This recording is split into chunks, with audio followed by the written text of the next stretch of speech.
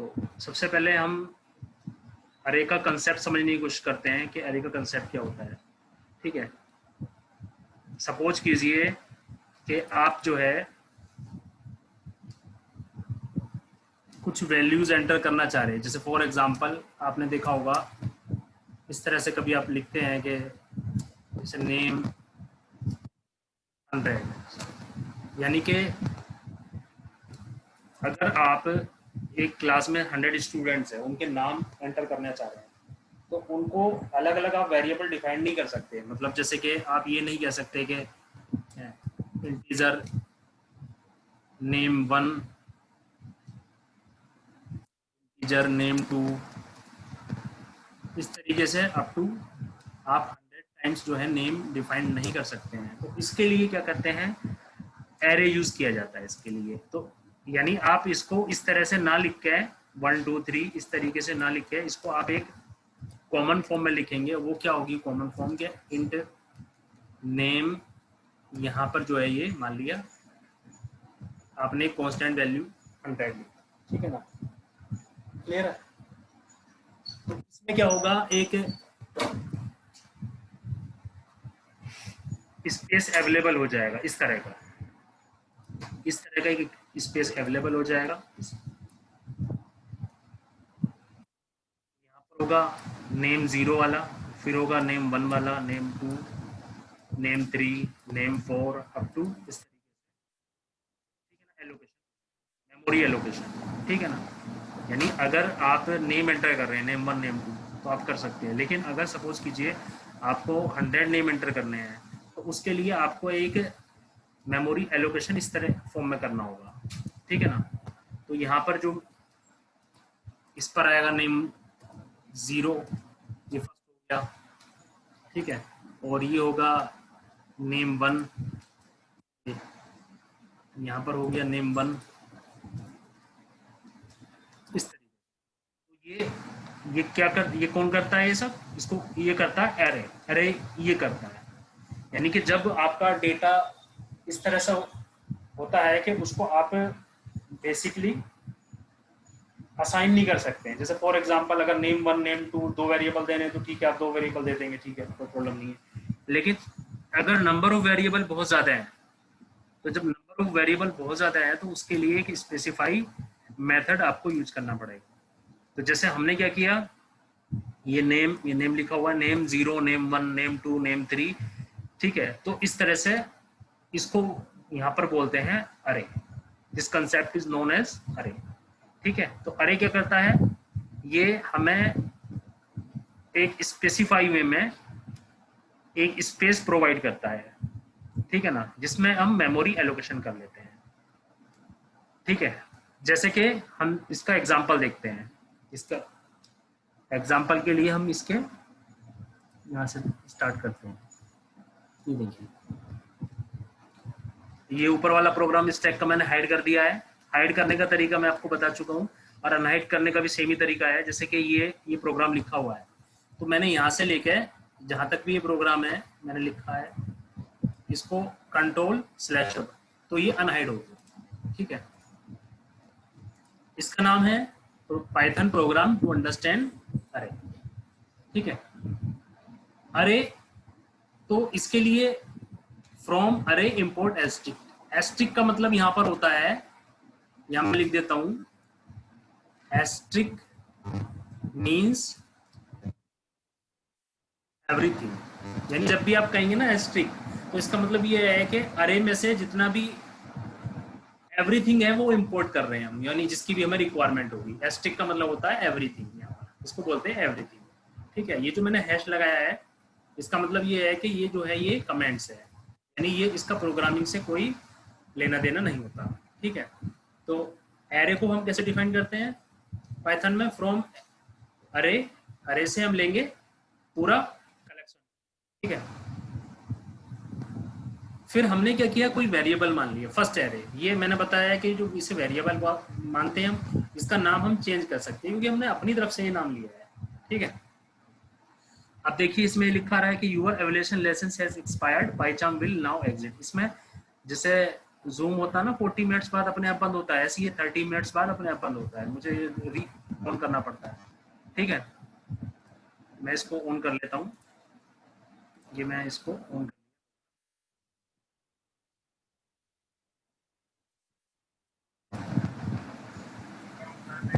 Sir hide और unhide का formula क्या था, एक बार बताइएगा सर। बता, इसको ऑन कर लेते हैं पहले। Yes sir. सर स्क्रीन नहीं आ रही है।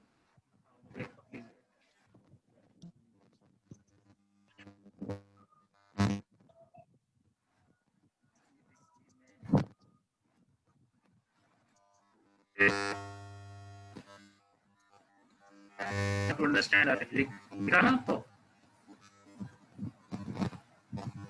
स्क्रीन दिख रही है? Yes sir. जी सर। करने यस का, सर। हाँ, अनहाइड करने का तरीका ये होता है, आप इसे सेलेक्ट करेंगे इस तरीके से, और उसके बाद आप कंट्रोल और स्लैश दबाएंगे, कंट्रोल और स्लैश एक साथ, तो ये सबके सामने हैश लग जाएगा, यानी सब ये हाइड हो चुका है। और अगर अनहाइड करना है तो कंट्रोल, वही मतलब सेम कंट्रोल स्लैश, उससे अनहाइड हो जाएगा। ठीक है, तो सबसे पहले एरे के लिए हमने ये लाइन लिखेंगे, from array import ST. ST अब यहाँ पर एवरीथिंग होता है। फर्स्ट एरे एक वेरिएबल है, क्लियर है, एक वेरिएबल होता है ये, तो इसका नाम जो भी वेरिएबल होगा, जब भी हम कहेंगे ना वेरिएबल है, तो इसका मतलब ये है कि आप इसका नाम कुछ भी रख सकते हैं यहाँ पर, फर्स्ट एरे, मई एरे या ए। ठीक है, ओके, तो first array is equal to होगा एरे आई, यानी इंटीजर टाइप ले रहे हैं हम। ठीक है, एरे लिखेंगे यहाँ पर, ये प्री डिफाइंड है, यानी ये जो है ये फॉर्मेट है, यानी इसको हम इसी तरीके से लिखेंगे। ये जो है ये फॉर्मेट, यानी यहाँ पर कोई लिस्ट लिखेंगे हम, लिस्ट जो कि एरे के फॉर्म में हम रिप्रेजेंट करना चाह रहे हैं, तो यहाँ पर इसका टाइप लिखेंगे जो कि इंटीजर टाइप है। क्लियर है, इसकी वजह क्या है, इसका रीजन ये होता है टाइप लिखने का, कि आपने सी में पढ़ा होगा शायद, सी प्रोग्रामिंग में, कि जैसे कि इंटीजर होते हैं उसके लिए यहाँ पर चार, यहाँ पर आपने देखा होगा जैसे फॉर एग्जांपल इंटीजर के लिए 4 बिट्स जो है फिक्स कर दिए जाते हैं, तो 4 बिट्स, फिर 4 बिट्स, फिर 4 बिट्स इस तरह से। तो इसलिए यहाँ पे हमें देना पड़ता है कि हमें हमारी वैल्यू किस टाइप की है। इसके लिए मैंने एक आपको चार्ट भी दिखाया था, उस चार्ट में जो है मैंने आपको दिखाया था कि अगर आई लिखेंगे तो जो आपकी इंटीजर जो है उसका इतना मेमोरी में स्पेस फिक्स हो जाएगा। ठीक है ना, यानी एक तरह से रिजर्वेशन हो जाता है, फिक्स हो जाता है कि कितना स्पेस हमें रिक्वायरमेंट है। जैसे इसके लिए एक चार्ट है, लेकिन वो अभी मैं दिखा नहीं रहा, टॉपिक चेंज हो जाएगा, वो मैं चार्ट आपको बाद में दिखा दूंगा, मुझे उसको ओपन करना पड़ेगा। ठीक है, तो अभी जो है ये देखिए आप, तो यहाँ पर इसका टाइप क्या है, आई, यानी इंटीजर है। ये आई क्यों लिखा है यहाँ पर हमने, ताकि जितने भी ये वैल्यूज है इनके लिए एक स्पेसिफाई मेमोरी मिल जाए, एक प्री डिफाइंड, क्योंकि इसमें एक फिक्स मेमोरी हम देंगे ना, एलोकेट कैसे होगा, एलोकेट के लिए एक फिक्स मेमोरी आपको देनी पड़ेगी। जैसे कि मान लिया इस तरह से इनका एलोकेशन कर रहे हैं हम, तो हम इसको बताएंगे ना सेम टाइप के, यहाँ पर जो है इतना इतना आपको 4 बाइट्स सबके लिए स्टोर स्पेस रखना है, इस तरह से। ठीक है, तो ये सेम डेटा टाइप लेते हैं इसमें। ठीक है, अरे में जैसे नेम ऑफ स्टूडेंट लेंगे तो सबके नेम लेंगे, ऐसा नहीं है कि नेम ऑफ स्टूडेंट ले रहे तो किसी की एज एंटर कर देंगे यहाँ पर, ऐसा नहीं है। ठीक है, तो इसलिए यहाँ पर इसका टाइप बताना पड़ता है। तो ये एक फॉर्मेट है एरे का। क्या फॉर्मेट है, नंबर एक, यहाँ पर आप कोई वेरिएबल लिखेंगे, यहाँ पर एरे लिखेंगे, ये जो एरे यहाँ से आएगा, अगर आप इस लाइन को नहीं लिखेंगे तो ये एरर दिखाएगा। ठीक है, और उसके बाद यहाँ पर इसका टाइप लिखेंगे कि किस तरह की वैल्यूज हम इस लिस्ट में ले रहे हैं, यानी ये लिस्ट है, लेकिन लिस्ट को हम एज ए एरे की फॉर्म में बना के लिखते हैं, तो ये उसका फॉर्मेट होता है। ठीक है, अब देखिए 4x इन फर्स्ट एरे, यानी जो भी हमने ये लिया है नाम, इसका नाम फर्स्ट एरे रखा है, हम इसकी वैल्यू को प्रिंट करके देख सकते हैं इस तरीके से, जैसे कि 4x in print first array print x करेंगे तो ये वैल्यूज 1 बाय 1 प्रिंट होती चली जाएगी। इसको मैं रन करता हूँ और आपको दिखाते हैं, ये देखिए 10 20 30 40 50। तो जो वैल्यूज का एलोकेशन है ना, वहां पर स्टैक में होता था, लेकिन यहाँ पर वैल्यू का जो एलोकेशन हो रहा है वो 10 का भी वही है, 20 का, 30 का, 40 का, 50 का, सबको एक स्पेस मिल गया, मेमोरी का एलोकेशन हो चुकी है सबके लिए। ठीक है, अभी इसमें हम और डिटेल में पढ़ेंगे नीचे। ये देखिए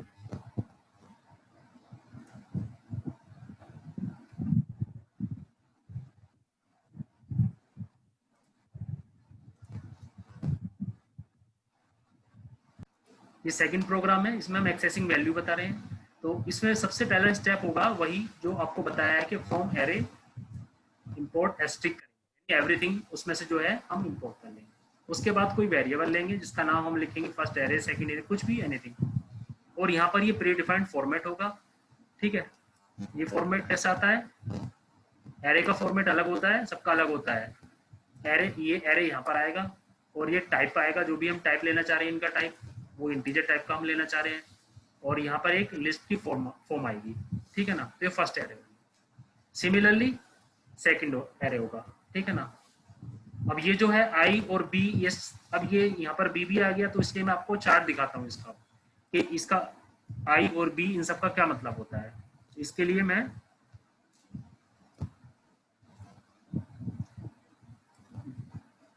ओपन कर लेता हूँ उसको। सेकंड एग्जांपल, तो इसमें हमने फर्स्ट एरे लिया, ये फर्स्ट एरे है, ये हमारा सेकंड एरे है। ठीक है, और फर्स्ट एरे का फर्स्ट एलिमेंट टाइप कर रहे हैं और सेकंड एरे का फर्स्ट एलिमेंट, तो इसका आउटपुट क्या आएगा, इसको रन किया 20 और 2, ये देखिए 20 और 2, यानी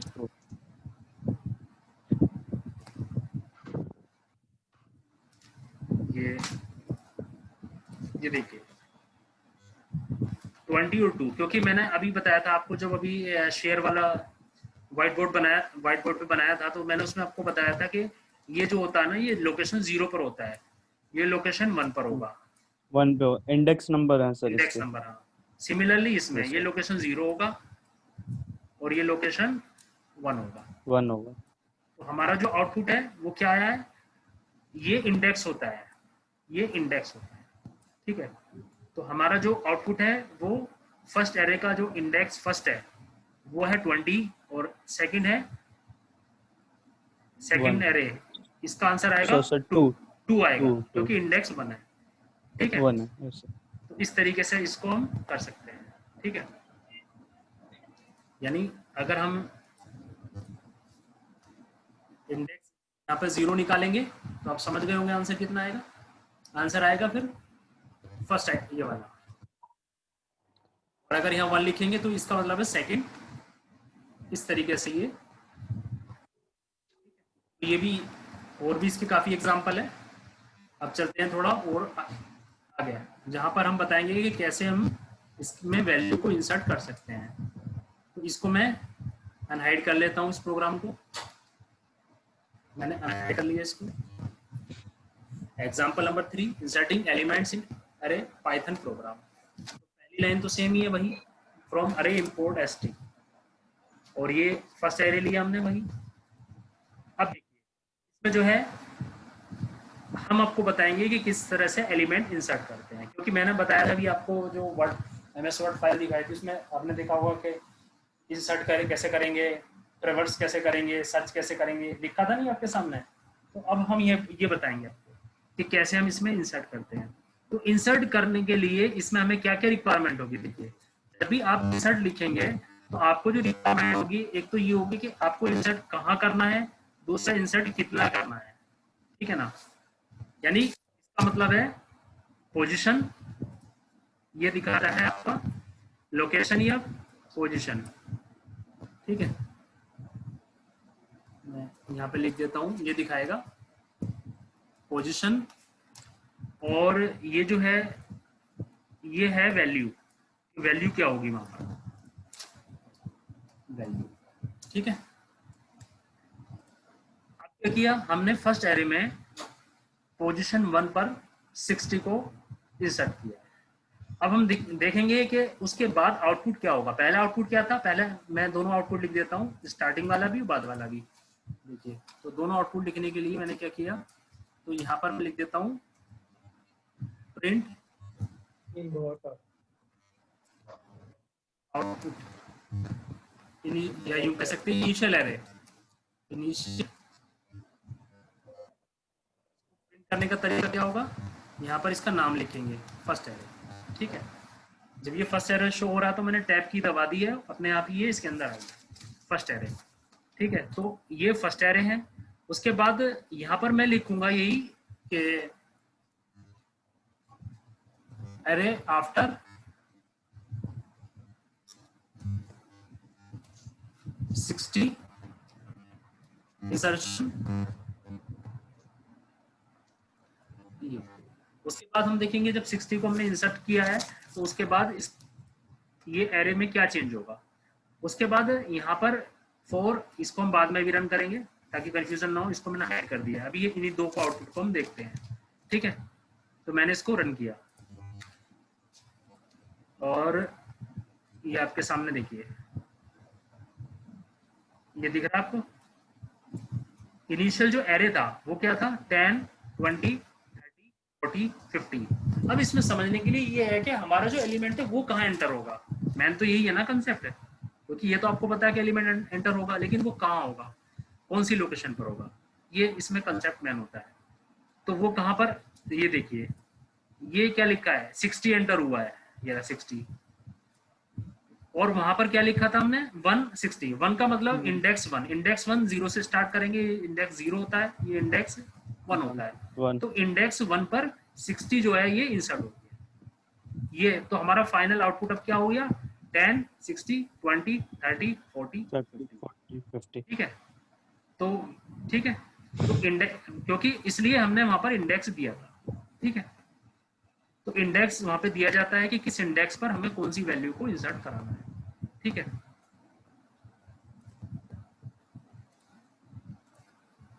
ओके, समझ में आ गया एग्जांपल। Yes sir.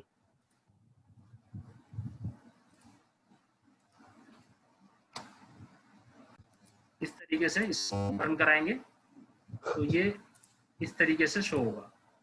ये देखिए 10, 60, 20, 30, 40, 50। ठीक है, तो ये इस तरह से लूप में शो होगा। नंबर 4 है removing element in array, Python programme. सबसे पहला स्टेप ये है, ये दो स्टेप तो आपको क्लियर हो गया है, लेकिन इसमें ये याद रखना है कि इसका नाम आप कुछ भी रख सकते हैं। जैसे आप, मैं आपको कई बार बता चुका हूँ, इसका नाम आप जो रखेंगे वही आप यहाँ पर भी सेम नाम नेमिंग इसको देंगे। ठीक है, नाम इसका वेरिएबल ये। ठीक है, अब देखिए, तो ये लाइन आपको क्लियर है, पहली लाइन क्लियर है। दूसरी लाइन आपको क्लियर हो चुकी है, क्योंकि ये वेरिएबल है, ये टाइप है एरे, ये इसका टाइप कोड है, और ये लिस्ट है। और इसका इंडेक्स मैं बता चुका हूँ, इसका इंडेक्स 0 होता है, इसका इंडेक्स 1 होता है, इसका इंडेक्स 2 होता है, इसका इंडेक्स 3 होता है और 4 होता है। तो ये इतना क्लियर है आपको। अब क्या किया हमने, फर्स्ट डॉट इंसर्ट किया। इंसर्ट तो हमने पहले भी बताया था, ये चाहे इंसर्ट ना करो, डायरेक्ट रिमूव कर दो, लेकिन सर एक बार रिपीट कर दीजिए इसको। ओके, तो उसका नाम लिख दीजिए तो हो जाएगा। ये रहा नाम, ये रहा रिमूविंग एलिमेंट। तो रिमूव एलिमेंट करना है, ये इंसर्ट करके भी चाहे तो आप दिखा सकते हैं, फिर रिमूव करके दिखा सकते हैं, क्योंकि इससे ये फायदा होगा, आपको पता चल जाएगा कि अगर आप इंसर्ट करते हैं तो उसके लिए लोकेशन देनी पड़ती है, और रिमूव करते हैं तो उसके लिए सिर्फ वैल्यू देनी पड़ती है। यानी ये देखिए, पहले मैं क्या करता हूँ, सबसे पहले क्योंकि हमारा जो भी प्राइम फोकस है वो है रिमूव पर, तो इसको हाइड कर देता हूँ अभी। ठीक है, इसको भूल जाइए, कोडिंग नहीं है अभी। तो कोडिंग क्या है अभी, कि हमने फर्स्ट डॉट रिमूव 20 को इसमें से, इस एरे में से 20 को रिमूव करना है। तो उसके लिए लोकेशन ही अपने आप ही सर्च करेगा। ठीक है, और उसके बाद हम आपको प्रिंट करके दिखाएंगे। ठीक है, या मैं लिख देता हूं सबसे पहले प्रिंट इनिशियल एरे यहाँ पर आएगा, जो हमारा फर्स्ट था वो इनिशियल एरे है। ये उसके बाद हम तो मैं लिख देता हूँ अरे आफ्टर 20, ठीक है। दोनों आउटपुट आपके सामने आएंगे।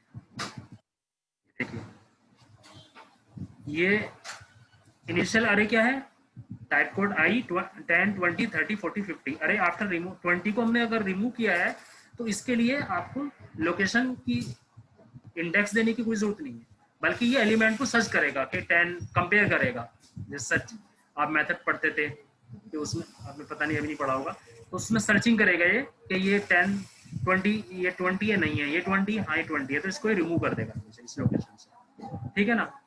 अब इसमें क्या क्या चेंज आएंगे, इसमें ये देखिए